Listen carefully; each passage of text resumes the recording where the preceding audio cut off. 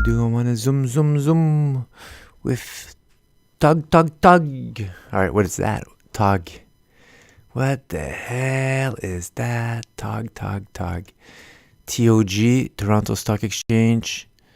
Let me pull up that fancy duper description, and that is Torc Oil and Gas, LTD. Another pick screener, US stock screeners from stageanalysis.net. And I flashed right away on this one. With no further ado, let's see if we have the win in our sales on the monthly candle chart. Let's check it out. So first thing to do is, there we go. Put some black space around. Make sure you're not getting biased by putting like the chart like this. Looks like a top. Oh, looks like a super duper bottom. I'm going to start by identifying my monthly defined support and resistance. And check this out. I'm going to zoom in a little bit, because these are monthly candles. 1, 2, 3, 4, 5, 6, 7, 8. I have like an 8-month pattern here after this bottom went up, down, starting to morph. 8 months on the daily chart, that usually people have like 1 year. That's like 2/3. And on the 5-year weekly, well, that's a little bit like 1/6 of that. So when we're going to go to the Stan Weinstein weekly candle chart to do the stage analysis, well, that's going to be a big part of it. Or it's going to be the stage, the most likely, the closest stage. You'll see it when we go there. Stage 3 or stage 1, whatever it's going to be. This pattern, its target, going to give you measured move, added to breakout line. If we have a monthly candle close above 755, there's always the downwards case, but we're far away from it. We need to close below 6 to have the same measured move added to the breakdown line. And you see, you go back down to here. And these targets going to give you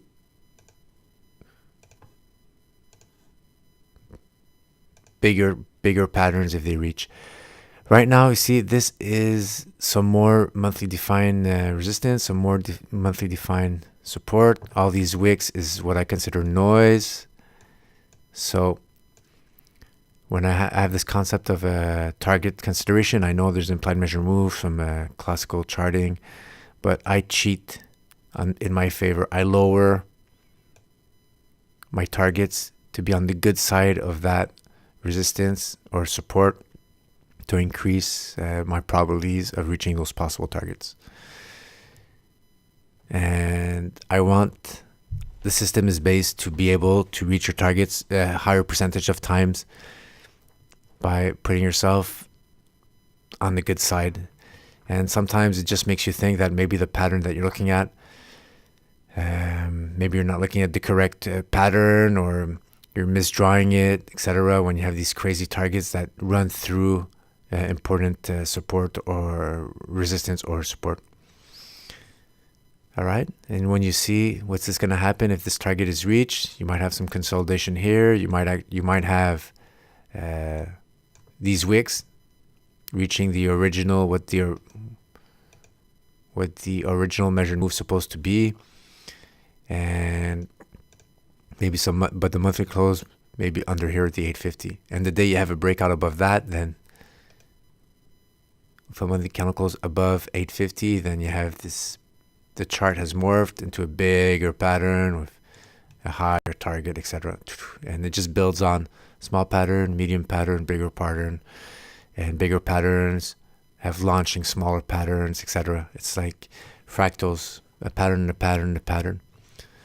But right now the goal was to see, do we have a pattern breakout on the monthly candle chart, to see if we have the trend, a defined trend with the direction, which I call the wind. And then when we set up our cells on the weekly candle chart. We'll see if we have that, because I could avoid you a lot of whipsaws, being in sync, in harmony with the higher trends, higher time frames trends.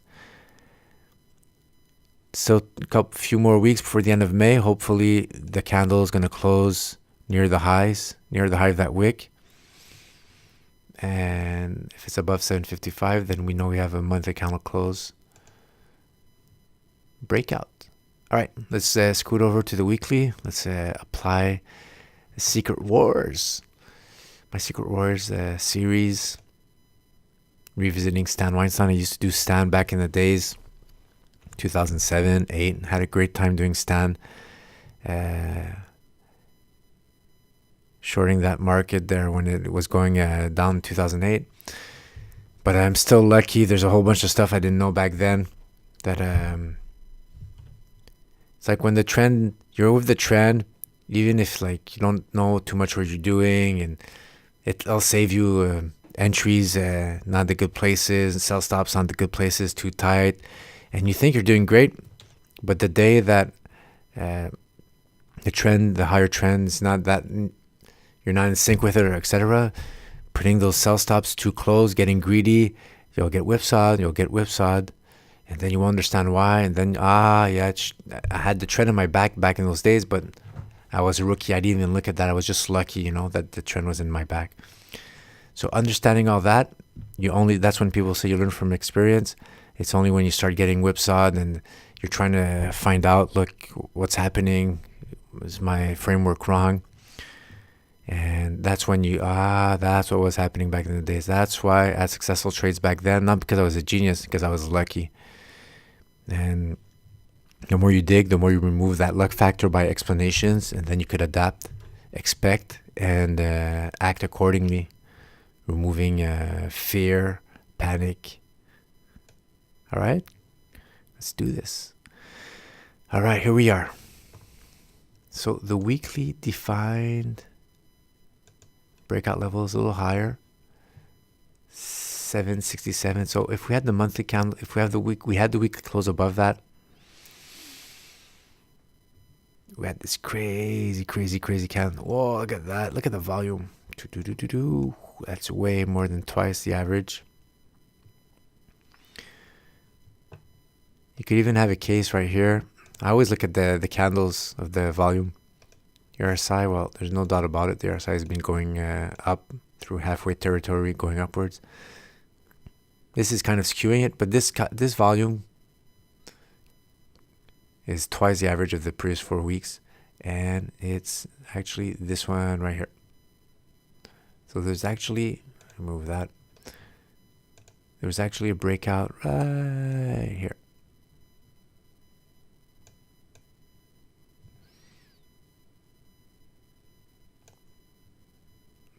Or maybe right here, above the red cloud, the resistant Ichimoku cloud, above the 30-week moving average, above a horizontal breakout line. And here's the pattern definition. So there's an actual breakout. We had it a couple of weeks back. And here's a pullback. Didn't quite go back down, but you see you had the pullback on contracting volume, and that's what you want. Very good sign. And after that, you had this crazy candle going up, and hopefully it's going to close the month above that 755. If it does, or above 767. That was hard. So you have a lot of positive stuff, and then there's like off we go. Might have some resistance here eventually at 850, and then you might have a pullback here. So always, let's say you get a pullback here and you say, oh, why is it pulling back? Well, go on the higher trend. See if there's monthly defined or higher trend defined resistance. Remember I said this line on the when I was on the higher time frame at 854. And sometimes like you're too focused in, right? You just have 5 years of data. You don't see what's happening to the left. And especially on those daily charts, people have like 1 year of data and you see almost nothing there. It's like it's really specific to that moment. And then you're getting pullbacks, you're hitting walls, and you say, what's happening? Well, if you go on a higher time frame, you see, look, there was a monthly defined resistance there. It's all good. It's good to know. So if you get to expect it, then you know that's why it's pulling back. We could even expect a pullback. And as long as those pullbacks have contracting volume, it's all good. It's healthy. The only thing what I'd like, you see right here, I have a wick for that candle, that weekly candle. And if I want to know that wick, that pullback that happened, did it happen on heavy negative volume, on heavy volume, or on contracting volume? I can't see it here, right? It's all hidden. I have a green candle volume because the price action started here, ended here. So if I want to know if that pullback was healthy, I want to make sure that it was a pullback on contracting volume. So what you do, this is one of the advantages of going into smaller time frames, higher time frames for prevailing trend and for invisible resistance or support. But if you go down on the daily, the smaller time frame, you get to have, it's like you zoom in and you get to have the action exactly of what happened. So right now, we'll get to see. Okay. So this candle right here is 9th. Okay, that's Monday. Okay, Friday, Thursday, Wednesday, Tuesday, and Monday. So last week, price action was going sideways on increasing volume a little bit here, green. Then you had that crazy candle. Which one is that? See, it gapped up all the way here and went down on huge volume. Would even have, see that wick, we'd even have to go on a smaller time frame to know exactly that volume, that pullback of that red candle. Was it red? Or is it heavy volume on those candles of the pullback of that wick? Or was it a contracting volume and most of the action was on heavy volume, the price going up? And what else do I see? Green candle going up, heavy volume, and pullback on small volume for the last day for Friday. So this, we could dig in this one. You could go on the 2-hour chart or 4-hour chart.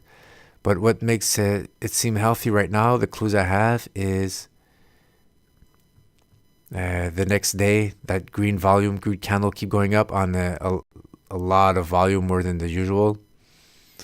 And remember, all these last 5 candles, that's that huge green candle that we had on the weekly chart.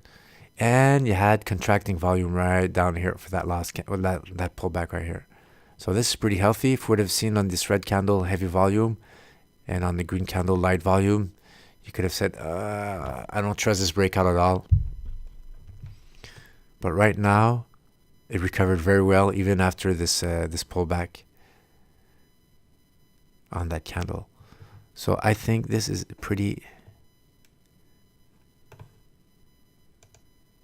good. Now what I'm going to wait for is my monthly candled close above the breakout line. And look, that's another thing, guys. You're not missing out on any opportunities by waiting for the monthly candle to close. It's an illusion. If charts pull out and it's at the beginning of the month and the monthly candle, you didn't wait for it, well, you're increasing your chance of getting whipsawed,